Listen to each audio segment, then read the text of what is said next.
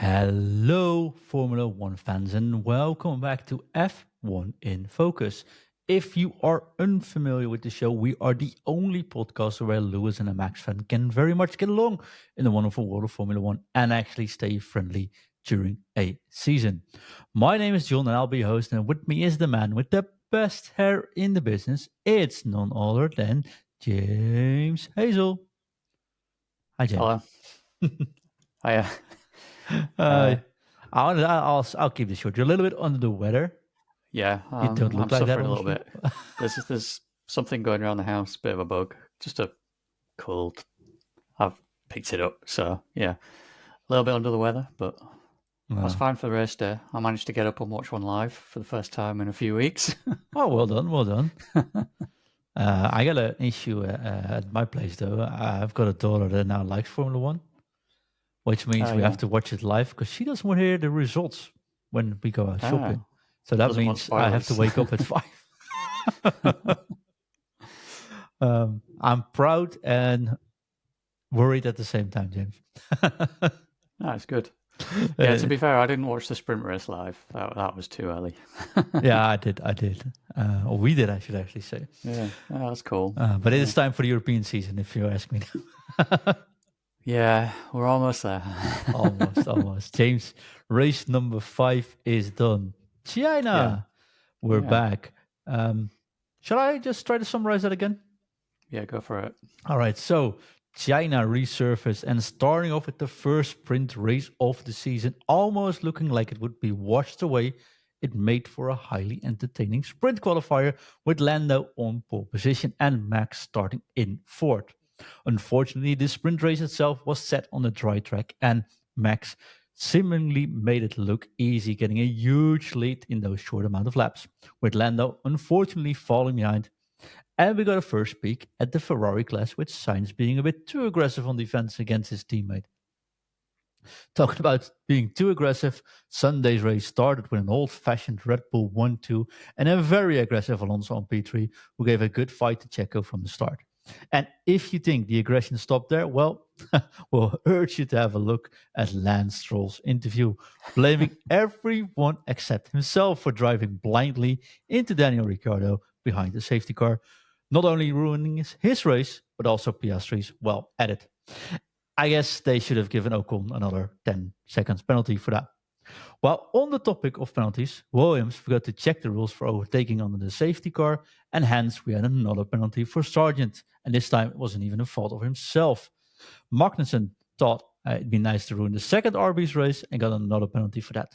Not only Yuket had a great weekend either, it almost looked like he actually was driving Daniel's car. The best fight actually happened between the two bad boys, with Stroll and Magnussen fighting each other insanely hard for the last place. I guess we should get a Formula F going, the F standing for frustration. With Lando and Nando giving a tremendous show and Max controlling the race and happily waving his car still before the finish, we thought the race ended with lots of highlights until the absolute highlight of Zhou getting his own spot on the straight and a massive explosion of applause for the home crowd, celebrating the local driver as if it was his championship winning race. Oh, and for everyone paying attention after the race, yes, Lando Norris did forget to park his car on the straight, and he even forgot to break a trophy this time. James, your thought on this race, my friend? Well, first of all, that was an amazing summary. Thank you. I'm I do like the practicing. fact that I don't get to see these before the show, so yeah, I enjoy them. Um, sprint race, I thought was really good. I enjoyed the sprint race. The sprint qualifying, the wet, really kind of threw a spanner in the works, didn't it? And that made that a very interesting session because rain's always kind of the leveler, isn't it? Like, Great equalizer. yeah. So it just meant that it wasn't predictable. Like, you had no idea who was going to be on pole or who was going to, even fill the top 5 slots. Never mind the top 2. The race itself, I thought was really good. I enjoyed it. Alonso was maybe a little bit too feisty at the end of the race there when he did get Entering his the penalty for qualifier. it. Yeah. Yeah, and then the race itself, I thought it was pretty good. I do like uh, that track in China. I think it's really good, really really good. So I'm glad to see it back on the calendar. I'd like to see us go back to Malaysia as well because to me I always think of them as being quite similar, Yeah. um, and I do like them both for for their own reasons, not just because they're similar. But yeah, China was really good. It was cool to see like a massive crowd there. It was, I think Fully it was sold sold out. out. Every single seat. Yeah, sold out every session, weren't they? And then yeah, that bit at the end for Joe. Yeah, it just felt, or it looked as if a lot of weight was just kind of lifted off his shoulders when he finally finished the race and didn't basically let everyone down with a DNF or something happening that was out of his control or whatever. He had a pretty clean race apart from losing that end plate. Yeah, a little bit too tight on the overtake. Yeah, and yeah, it was just a pretty good weekend for Formula One, I think, in general. What Yeah, do you think about the new setup? Like last year, we had the qualifiers. You couldn't change anything. You did the race, then you had to do the regular one. yeah, Now, after the sprint qualifiers, you could actually change your car before the yeah. race qualifiers. What do you think of that setup? I think that's a really good change. Yeah, we talked about this, I think, during the last season, didn't we? At one point, where we talked about like different ways they could maybe adjust a sprint weekend to make it a bit more interesting and to make, I don't know, maybe give the cars a bit, or the teams a bit more chance to set up the cars. And this feels like it was actually probably a better idea than ours, because I think what we wanted was um, one qualifying session for both sprint race and the main race, or at least that was my idea, maybe. We had so many discussions about I don't know which idea we actually went for in the end. But I found it. I remember me saying I found it too manufactured. That if you missed the first training or something happens, like for Yeah, example bad weather, exactly. you Yeah, just could have messed up your whole weekend, and we already yeah, knew the results in forehand. Now you can miss yeah, it, but still try to correct it in the second qualifying exactly. race. And the problem last season was that you watch the sprint race, and just from watching the sprint race, you kind of know how the main race is going to play out because they can't change the cars. So you can watch the sprint, and it's like, well, I know how qualifying is going to go. I know how the race is going to go, assuming rather that there's no, weather or anything like that. That's a massive disruption, like you said. So yeah, I think it's a really good compromise. Um, it made the race and qualifying a little bit more interesting because you couldn't just assume that you know Lando was going to have the next fastest car. I mean, he did in the end, but you could just assume it going in because you don't know what the other teams are doing. And like that Aston Martin, well, in Alonso's hands anyway, was looking really pretty good. Even in the sprint race, he just seemed to. I don't know if it was tyre wear and maybe the Aston Martin can't look after his tyres quite as well. It But was that could have just been rapid off that. the with the acceleration though, every Yeah, single time. that problem that he had during the sprint race, where he then kind of lost a lot of performance towards the end of the race, that could have just been a setup issue, for all we knew at the time. I think that could have been fixed before the next Parc Fermé, which is qualifying for the actual race. So, um, yeah, I think it removed that sort of predictability that a sprint weekend used to have. So, yeah, it's a good change. Yeah, I totally agree. And I have to admit, like this track is technically like brilliant. It Yeah, goes up, it goes down. It's a little bit of bumps because of the swamp it's actually built on. yeah, You got different angle, like the turn one into turn two. So the yeah. right hander that goes downwards into a left hander that actually turns out. You can take that turn in like 15 different ways, Yeah, there's which just so everyone many different showed, which ways. is Yeah, awesome. yeah, and it gives the drivers kind of different approaches depending on what they're doing as well. Like if they're trying to set up an overtake coming out of turn three, they could offset their line a little bit compared to the driver in front to try and make a pass going down into the next like heavy braking zone, that hairpin at the end of there. With a Um, long section which has amazing top speeds as well. So yeah, yeah. No, Yeah, one of my favorite tracks for sure. I'm glad they're back, and I like the fact that the crowd was there. We've seen races in yeah, China where no one was there actually, or no yeah, one but was empty. But this was pretty awesome. yeah, Generally, I like this sprint format. I didn't like the idea of having it on China because we weren't there for a whole long while. Um, but then again, I like the way they set it up like this. I like the fact that many tried to change their tactics afterwards. Some went horribly wrong, like Lewis, which had a yeah, great qualifier, but a great sprint race. Was for like, maybe we can do it a little bit extra, and that went wrong. Or Max yeah, that one with 13 seconds lead. It's like, I think we haven't reached the max, so let's change it a little bit as yeah. well, and that backed out a really good way. I don't really understand why Lewis made any changes because he still finished second in the race and was pretty clear ahead of third place. So he Yeah, obviously had a pretty decent car under him. Uh, yeah, apparently he and Russell wanted to make changes, and he went one way, Russell went the other way, yeah. and I mean Hamilton said something along the lines of like he didn't think he could make it any worse, and then he actually did, but it didn't look like it was that bad in the sprint race. So I don't It's know, like Max I said. don't get it. Yeah, Max said like I got an 13-second lead, but I don't look at the lead on how to set up my Yeah, yeah, car. I don't have a great feeling at that car setup that day, so that's why I wanted to change it. yeah. And Looking I for think probably yeah, it's what Lewis thought as well. yeah, looking for perfection, and that's what makes those drivers world championship material. Definitely. We got lots to into, but hey, you know the drill. We got a focus points. We got 2 focus points. One is Lando, and the other one is Nando.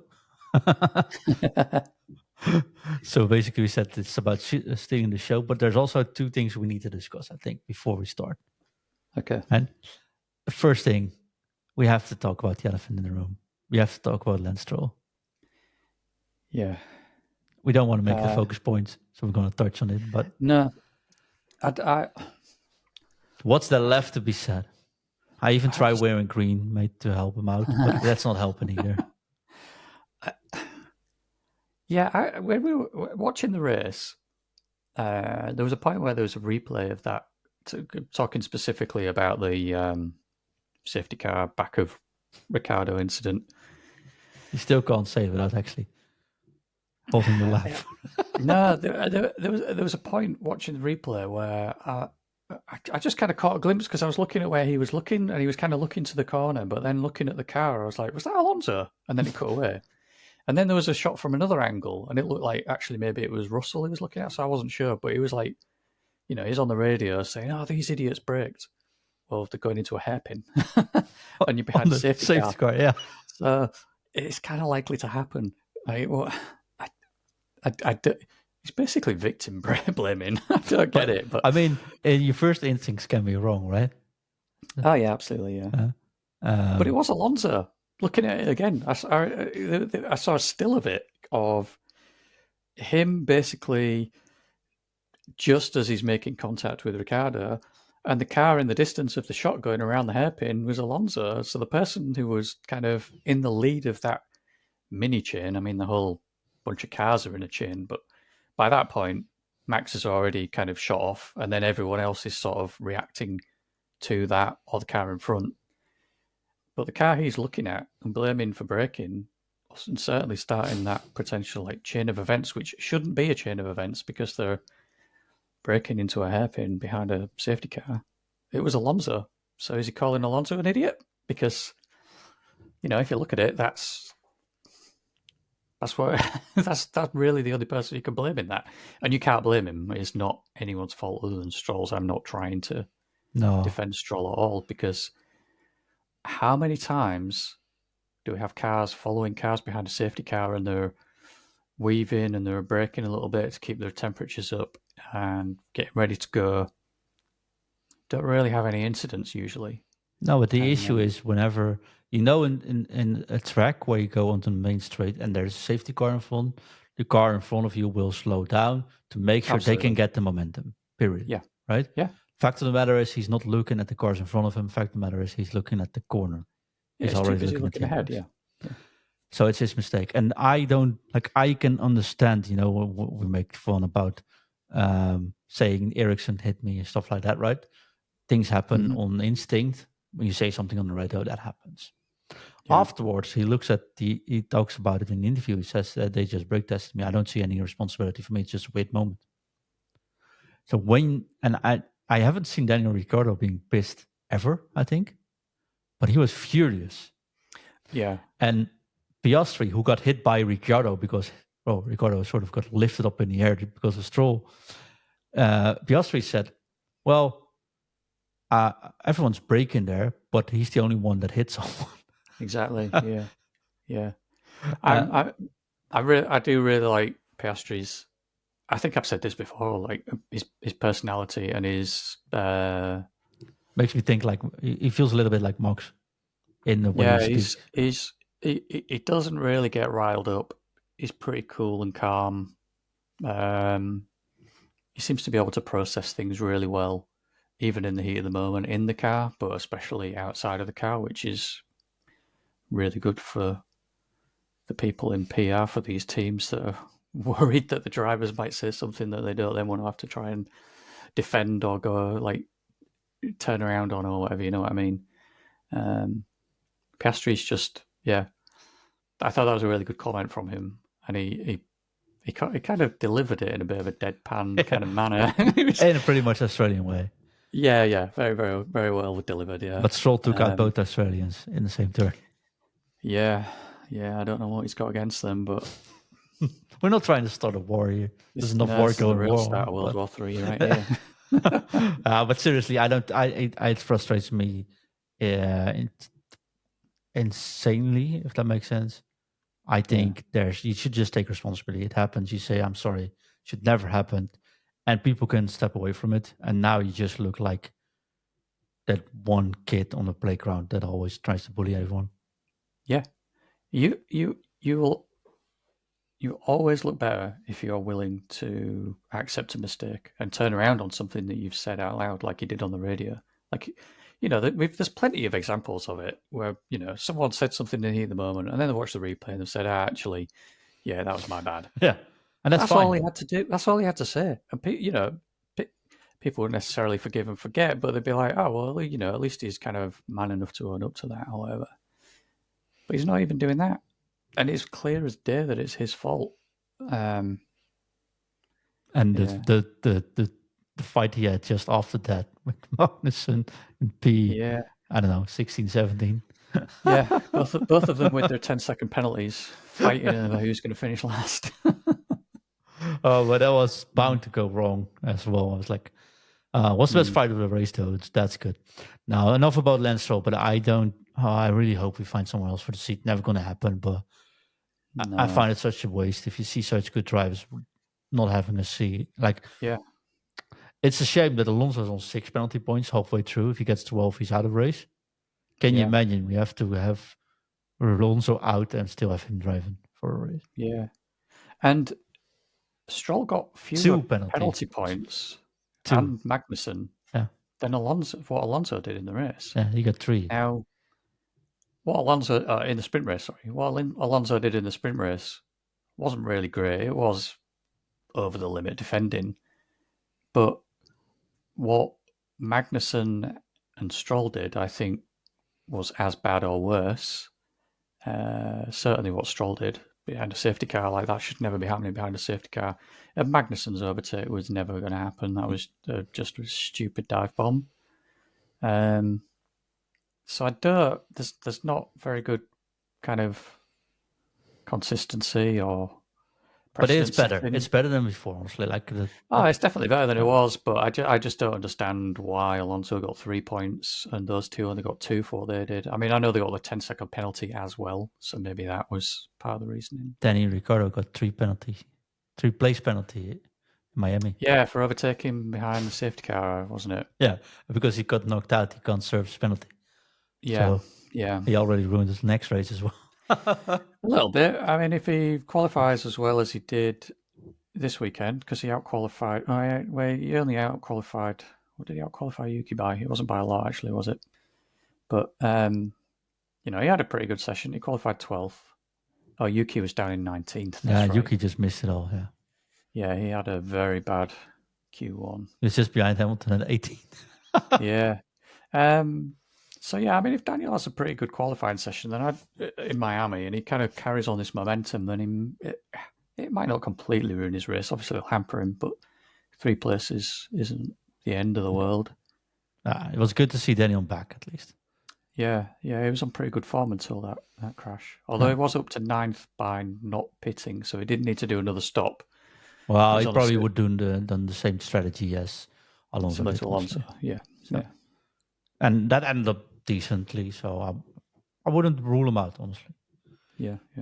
But well, he got ruled out. So there's that. That was the first thing Yeah. without the focus point, which we always spoke about way too long, but it's such a big frustration for me, Lance Stroll. Yeah. I'm so sorry. The second thing I wanted to talk was, we talked about it shortly, but Zhou is, getting us place on the main straight. Yeah. That was awesome. That was really nice to see. Just do it always at home What track. did I finished 14th. So I mean, that's probably not too bad for a Sauber with its bad pit stops. To be fair. No, but I think Bottas was definitely on to the points if he didn't blow up his engine. So that's true. Bottas was out driving him this weekend, but it was a nice gesture. It was good for the fans as well. Even if you ignore that it's good for Zhou, it's good for the fans. Yeah. And I agree with you. Maybe they should do that a little bit more at races where there is. You can't do it in the US. I mean, you can't give Sargent 3 places on the main straight, but. Oh yeah, doing that for Stroll as well in Montreal. No, everyone running away. Yeah, his parking spot would have to be like 500 meters away from everyone else just to make sure it doesn't run into the back of them. We get the old Max Verstappen boost when he's on, though. Yeah. No, not in Canada, though. Nobody boos in Canada, I think, actually. Nah, too polite in Canada. Exactly. Maybe they throw pancakes at him, but let's leave it at that. James. Yeah. But seriously, though, I think that was one of the moments in Formula One that sort of hit me. Like, that was pretty awesome to see. The fact he broke down in tears as well. Yeah, but just really good images. Yeah, this was not manufactured.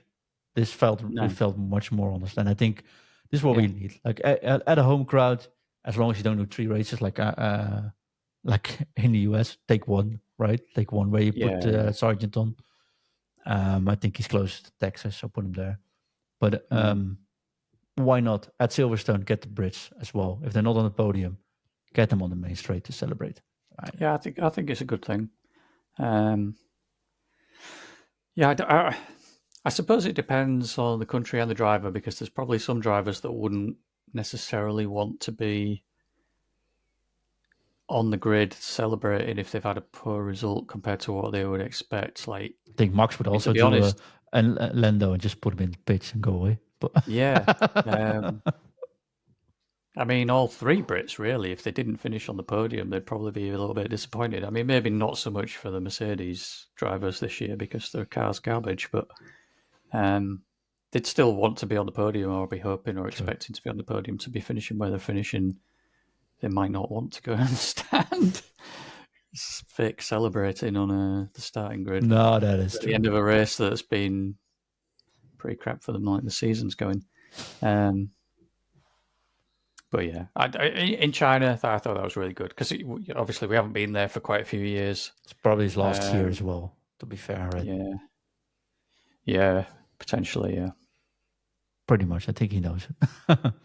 James. Well, I suppose it depends. We're getting into rumors, but I suppose it depends if I think if they get signed as like this potential Audi thing, I think one of them's got to go. But who else would they get, and would they lose both drivers? That's a question for another time. Though, I think let's get into the focus points. Definitely. Welcome back to Audi. James, focus point number 1. You wanted to talk about Lando Norris. Yeah. Mainly because I knew there'd be like quite a bit of negative talk at the start of the show about Stroll, and yeah, Lando had a really, really good race, especially off the back of a quite disappointing sprint race, starting on pole, being a little bit ambitious on the outside of turn 1 and 2. I was half expecting a radio message to say, I got shoved wide, when he didn't really. And he was just carrying too much speed around the outside of the corner. And I think he wanted to do a do or die move. He wanted to get there through there first, or else he might not take up. He just take way too much risk. Yeah, the problem with a do or die move is that races can't necessarily be won at the first corner, but they can definitely be lost, and that's exactly what happened to him. I think there was maybe a little bit of frustration because he didn't get a particularly good start, and it wasn't his reaction. They showed the reaction times, and Hamilton was like 1,000th of a second quicker reaction. So it must have just been, wheel spin or just a bad clutch setting or whatever, because they prep all this before the race, don't they? And maybe they just got it slightly wrong. But his launch wasn't very good. Maybe there was a bit of frustration there that kind of led to his turn 1, turn 2 over ambition, I suppose, because he was just he just seemed to be carrying too much speed on the dirty side of the track, and he just briefly lost the rear, counter steered to collect it, and just went off track and lost about 5 positions, I think it was. Yeah. And then just never really recovered after that. Disappointing for him, but then the race itself was really, really good, and it was quite quiet as well. He just seemed to just quietly end up in second place as he did. I'm not sure he could have held second if Checo actually was able to beat a Ferrari, though. But well, I mean, we were talking about this during the race as well. Perez, he has the same car as Max Verstappen. The problem is he doesn't have the same aggression as Max Verstappen, and that's his biggest letdown. I mean, he's not in the he's not even the same. He's not the same caliber as Verstappen anyway. But you watch Verstappen when he's behind a couple of other cars after a pit stop or whatever. He doesn't lose time in a Ferrari. He just carves through them like they're not there. Like, he's not wasting any time, even on corners where you wouldn't normally expect an overtake. He's making a move, and he's making progress through the field because he needs to. Because, well, I suppose he doesn't need to in this instance because he had quite an advantage already anyway. But he's not messing around. He's not taking any risk. He doesn't leave any crumbs on the table. Yeah, Perez did need to, and he just wasn't. Like, he's just kind of. It just felt like he's kind of, whenever he's behind a car, it's like half-hearted attempts that he then just gives up on, and he doesn't. I don't know. There's just no kind of real fight there. My comment that when we were chatting about it during the race, and I stand by, is that he kind of drives like the car's made of glass. It's like he doesn't want to. It's like he's scared that every overtake attempt he's going to make is going to go wrong. And I don't know if this kind of nagging feeling at the back of his head that he might get replaced this year is kind of affecting his driving to some extent. Now, I've always thought that Perez drives better when his contract's up for renewal and his job's effectively on the line. He always seems to put in the results until he's finally signed, and then he seems to slump a little bit again. It's not a bad position he was in. Like, third is still reasonable, but the fact of the matter is that he couldn't pass Leclerc. Yeah, he was stuck behind a Ferrari that really he should have been overtaking. Unlucky with the safety car, so that was why he dropped back. Yeah, and I think the safety car hit perfect for Lando, so that was his luck there as well. But still, but it didn't. To be fair, it didn't work out too badly for the Red Bulls because although they'd kind of missed it, by the time they came around the next lap, they still had time to do their double stack pit stop that they did because it was a very long safety car, which happened way too late either. But it's a different discussion. Yeah, that was a very weird situation. Yeah, Let's I not think we let's were not go both. there. We've talked about those things Yeah, too much, I think. but yeah, that was unfortunate for Perez. But getting back to Lando, great for Lando. It gave him breathing space. He managed the race from his perspective very well. Um, it was just a solid result for him. He didn't seem to put a foot wrong during the actual Grand Prix.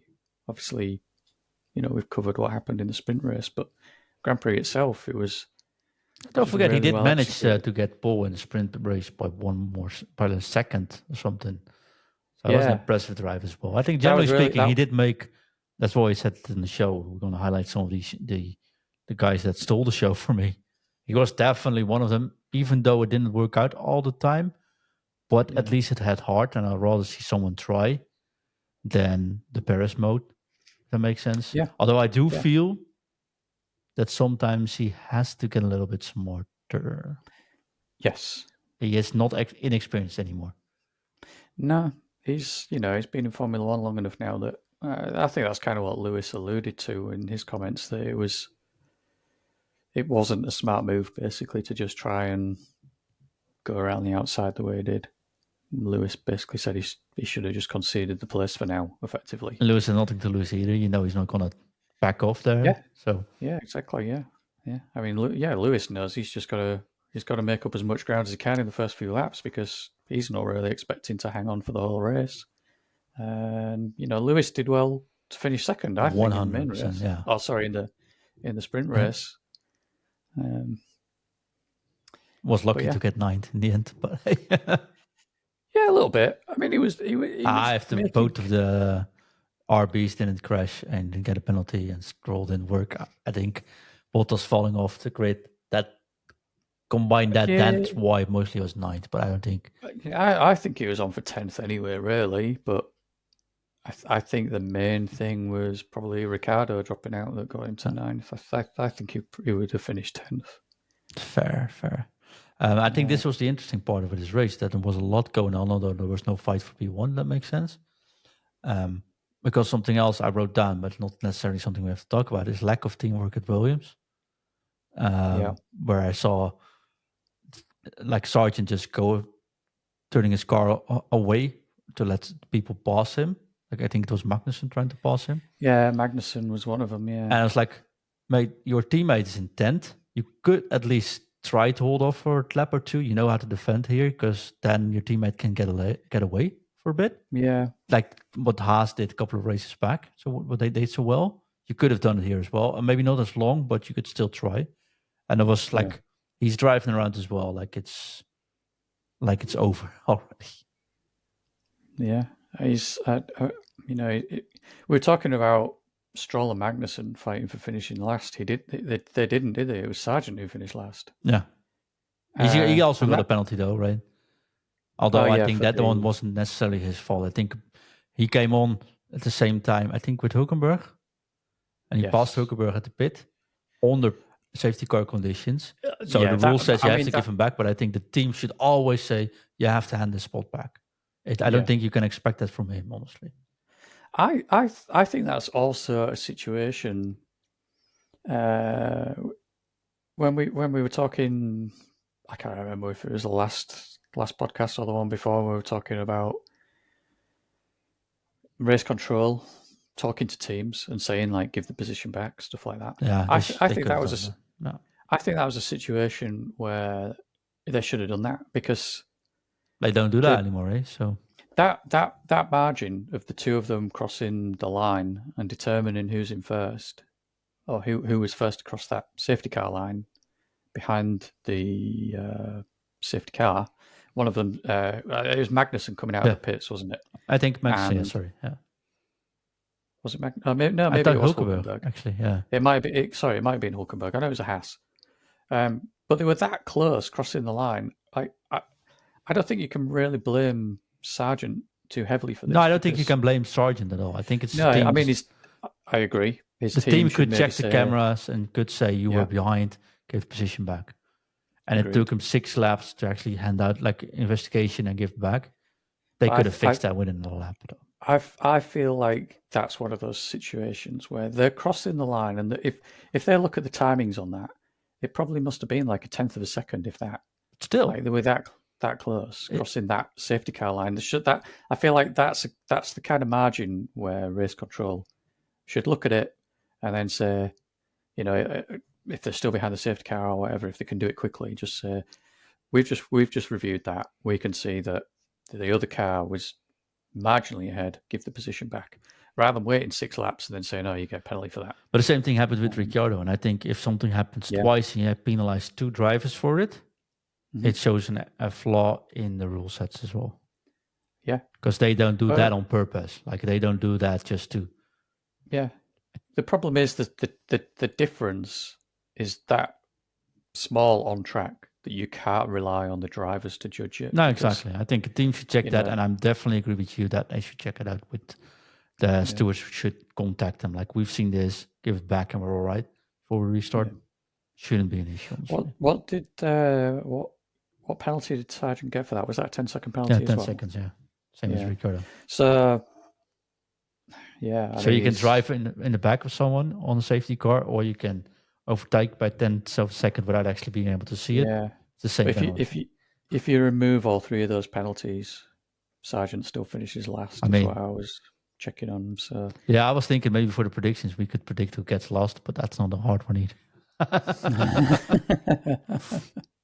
But we can compliment Norris on a fantastic weekend, far above expectations. Too bad Piastri wasn't up there because I think he got damaged. Else he would have been in the fight as well.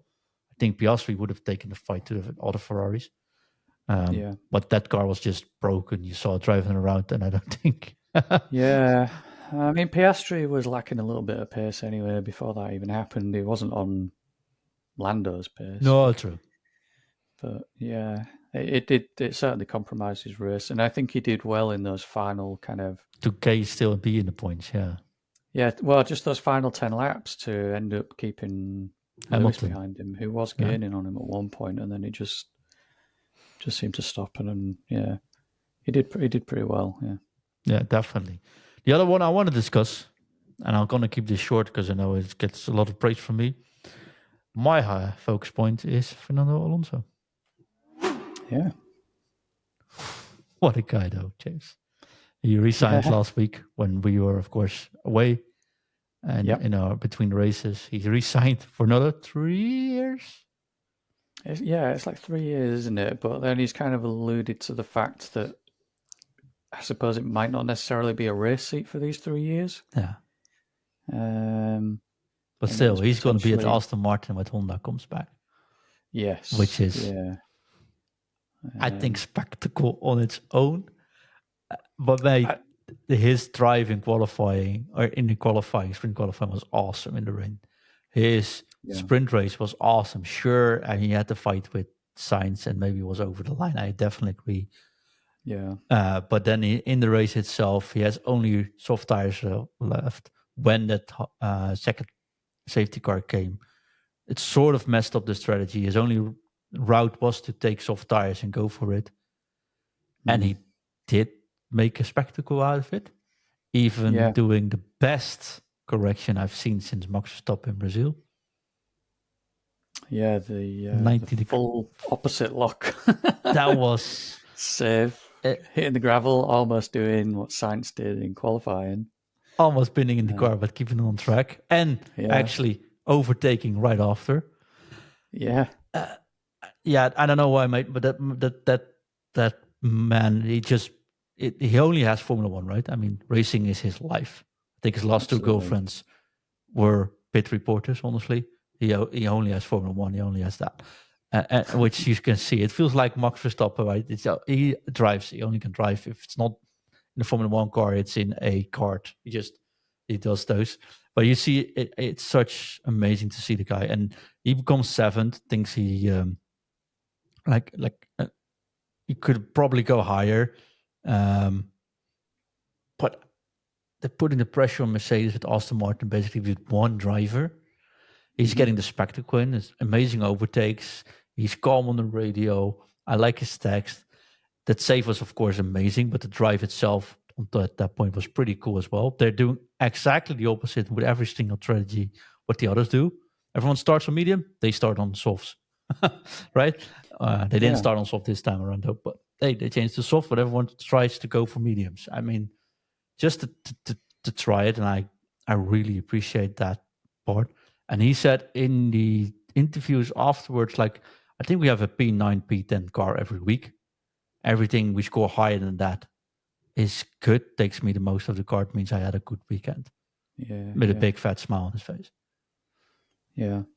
I think if they'd been able to do the same strategy as everybody else during the safety car window, he probably would have finished higher than he did. He could have beat Russell Uh, in the end. yeah, it probably would have been sixth. I think maybe fifth. I think fifth was probably pushing it a bit. Probably sixth. Um, but he could just kind of made the best of a suboptimal situation, I suppose. And a smart Yeah, driver, like always. I've seen over the last couple of races. Then some people say he doesn't defend, but he doesn't defend against cars that he knows is just faster and there's oh no yeah. point defending in. But If then he he just knows he's not in a attaches race to with you, them. He just puts them on the back, goes into that DRS to save some tires yeah, and keep up and get get a gap going to the other one. yeah, We saw the DRS train he managed like 2 weeks ago in Japan. If you're a Formula One fan, if you're a racing car fan, you have to watch what Alonso does during a race, no matter yeah, what. I think, yeah, I'm so happy he resigned. I mean, I was a big Alonso fan before Max came as well. I'm still a big Alonso fan now. I'm more of a Max fan, but yeah, just a masterclass of how to race, I think. yeah, With a little bit sometimes going over the lines, but I think Lewis, Max, yeah, Fernando, they all sometimes color outside of the allowed lines. yeah. And you got to push the limits, and that's kind of again, like I said earlier about I can't remember what it was, but that's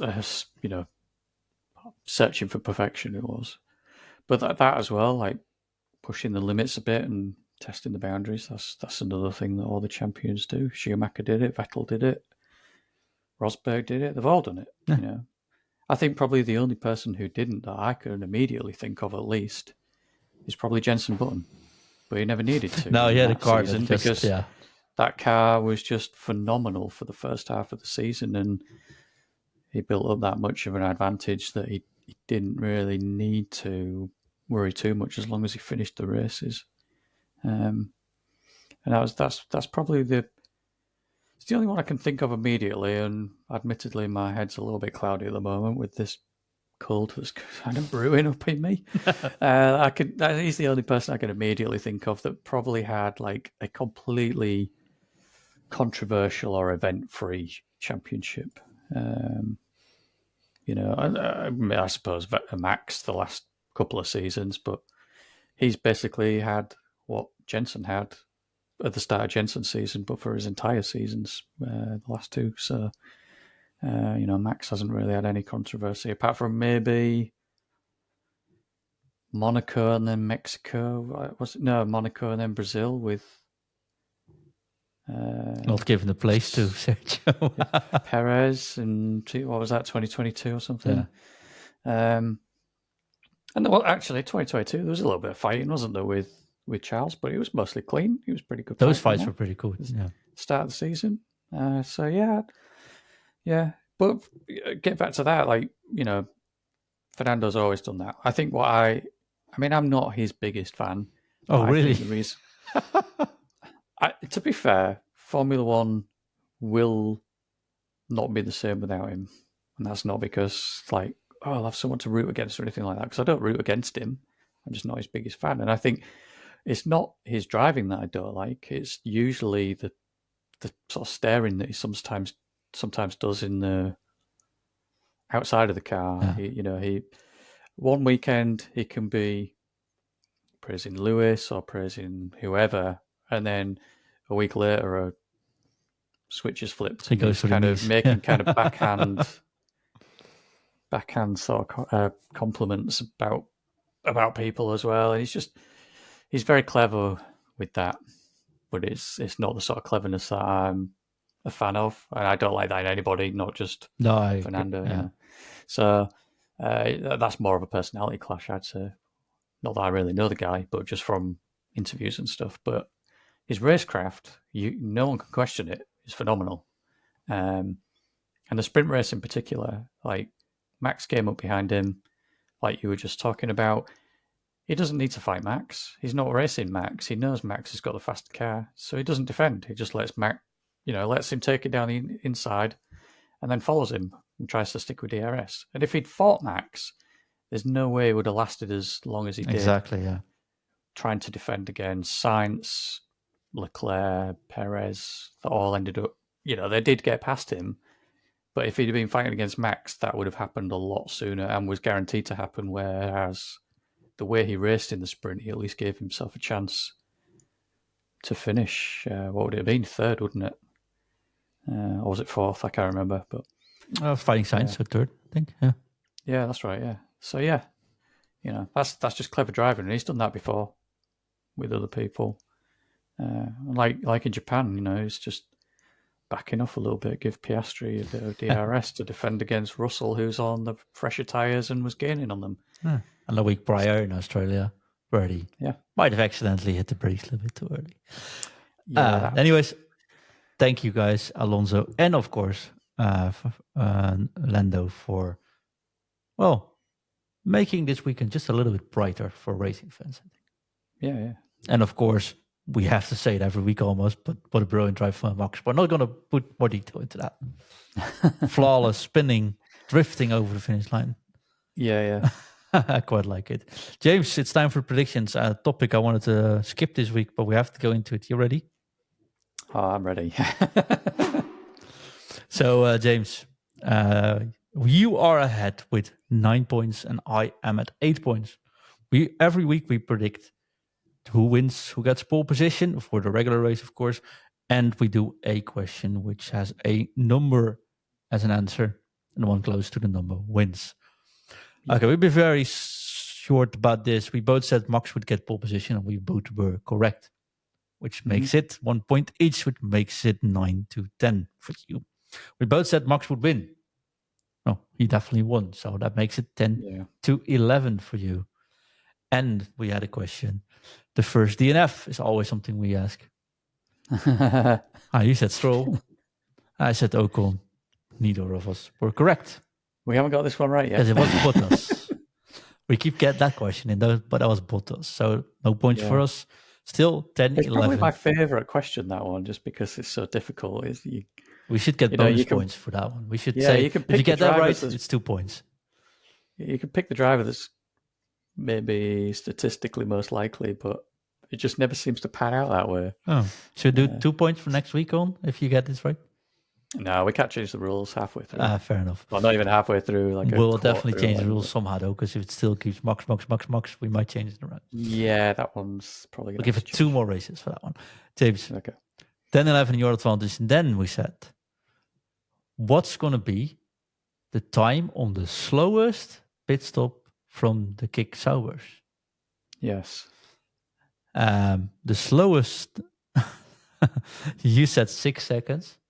I was like, nah, they're going to get it right this weekend. So I said 4.37 seconds.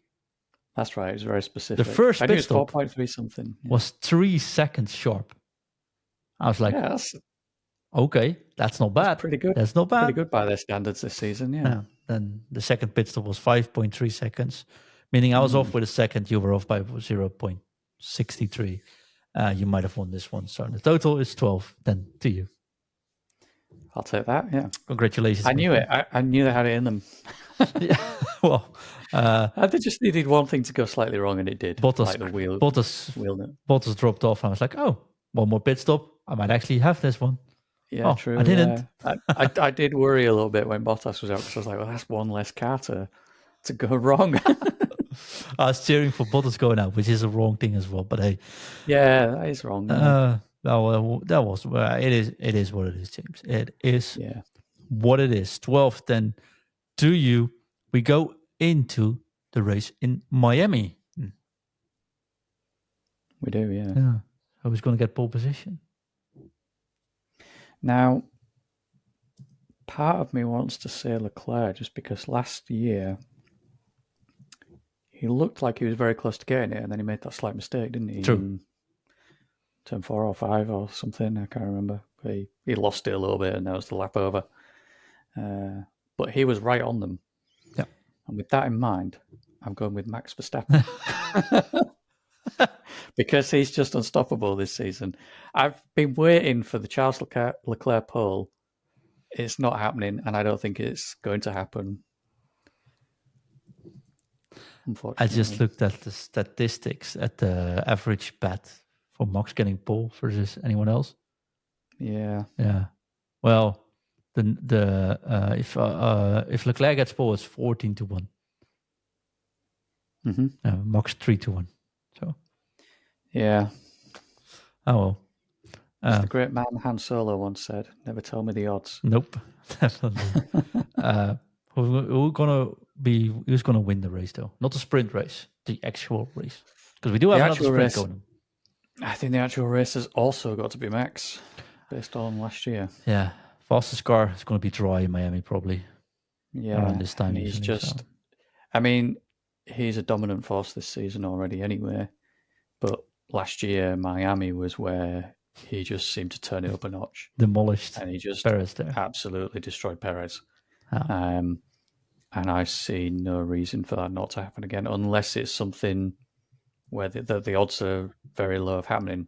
Rain in Miami. Well, if it rains, it pours there, then it's a red flag, 100%. Yeah. Or, some sort of fault failure problem. And I mean, look at the Red Bull pit stops. 8 seconds for 4 pit stops. In total, for 4 pit stops, yeah. 1.9, 2.1, 2.0, 2.2. They did 4 pit stops in the time it takes Kick Sauber to do 1. Well, 2, honestly. But, yeah. Well, I know it was 1 a couple of races ago. That is true. But seriously, the first one was double stacked. Yeah. 2 flat, 2.1 and 2 flat. Yeah. That's nuts. That's that. And the second one was 1.9 and 2. 1.9 and 2.0, yeah. It just insane pit stops. And I don't understand how no other team can match that. It's really weird. Well, actually, that's not fair. McLaren are very, very close to that. They've had the fastest pit stop of a weekend. Last year. Last race. Yeah, and last year. No, last year. I thought they did in Japan. I think Red Bull has top 10 this year. As fastest stops. I thought McLaren had the fastest stop in Japan. I know last year they had the fastest stop general with 1.8 seconds. Yeah. So, but yeah, 8 seconds in 4 is. Overall, no one's matching Red Bull on that, and I don't know what it is that Red Bull are doing differently to anyone else. But most of the other teams are like 2.5, 2.4, 2.5, or whatever. I suppose 2.1 from McLaren was pretty good as well. McLaren were pretty quick. I think Mercedes had 1 or 2 quick stops as well. I can't remember what Ferraris were like, but also not bad actually. Ferrari 2.2, 2.4. That's all right. Yeah, but Red Bull is consistent. Right? When's it ever more than 2.5 seconds? No, exactly. And a lot of the other teams do have that happen to them. And this is something you can practice. I mean, if you have faulty equipment like Sauber has, it takes a little bit, right?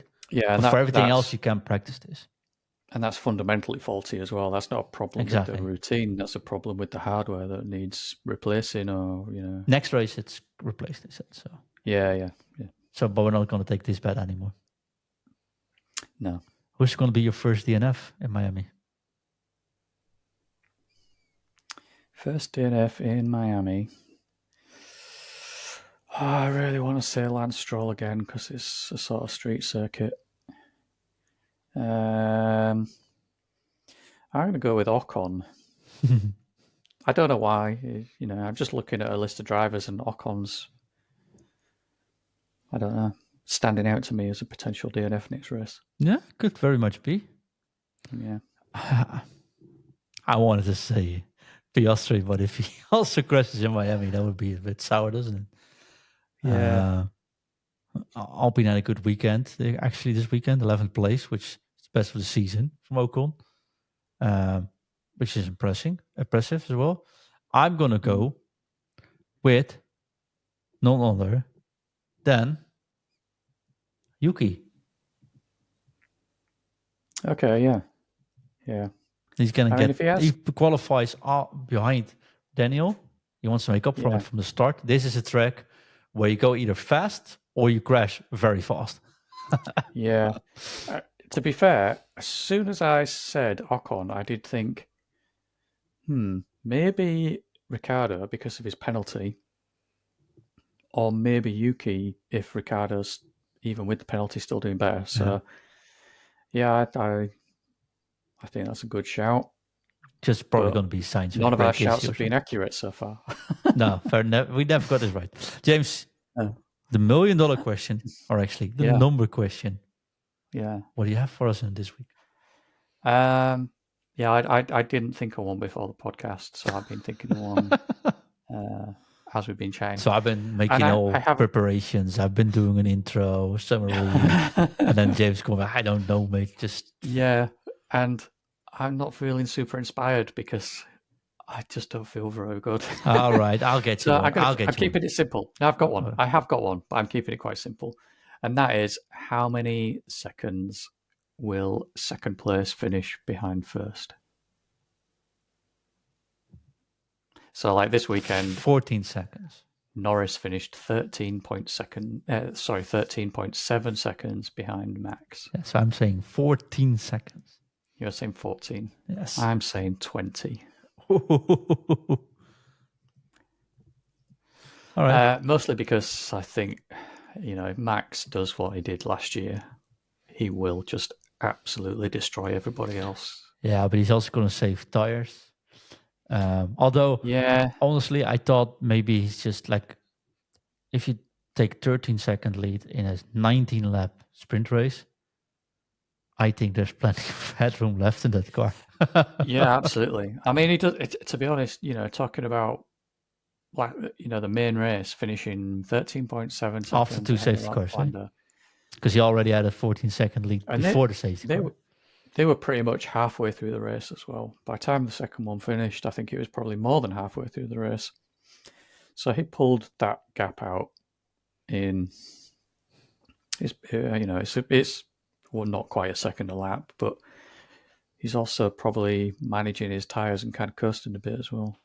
He doesn't really need to be any more than say 10 seconds ahead because Unless it's that gives Perez. I them think he then wants to. that gives them the safety car window that they often hunt for. No one's going to undercut them. So once you're kind of 10 seconds plus ahead of the car behind, you don't really need to think anymore. If the car behind pits, you just wait a couple of laps and then pit yourself.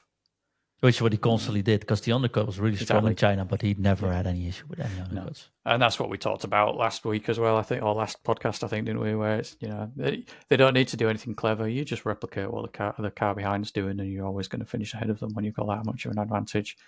So maybe 20 seconds is actually a bad prediction, I think. But to be fair, I'm not going to change it. I'm sticking with my prediction. That's good. Else I would say 26 myself, but that's all right.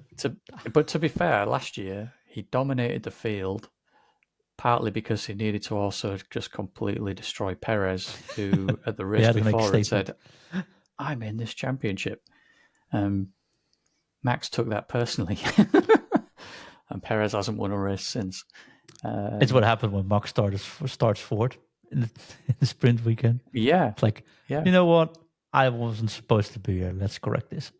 Yeah, where did he start last year? He was like, was he like 8th or something? Oh yeah, I don't know exactly, but a while back. Yeah. I know he was down the field, and he just worked his way through the field, and then passed Perez, and then finished about 15 seconds ahead of Perez. So, Awesome. It's definitely a track that Max likes, I would say, based on last year's. Although it's a street circuit, he never would say he actually likes them. No, that is true, but it's not. It's got fake water, James. Oh yeah. No, they had real water last year, didn't they? Ooh. The first year it was fake water, and then last year. Oh, that's true. That's true. They had like a little. The first year they had fake water, and then they had yachts on trailers for their fake marina. America never change. 2 weeks though again, so we'll see you guys in 2 weeks. Absolutely, yeah. Cheers again. Get well soon, But you got 2 weeks to Yeah, recover, my cheers. friend. Yeah. And if you're listening to the show, we really appreciate everyone listening. And if you could do us one little favor, that is hit that subscribe button, give us a 5-star review, leave us a review, send us a message what you like about it, what you want to change. And we'll be back in 2 weeks. Thanks again. Yeah. If you got any questions, feel free to send those in as well. Definitely at F1 in Focus Pod on socials. See you soon. Yep. Bye See you later. bye. Yeah.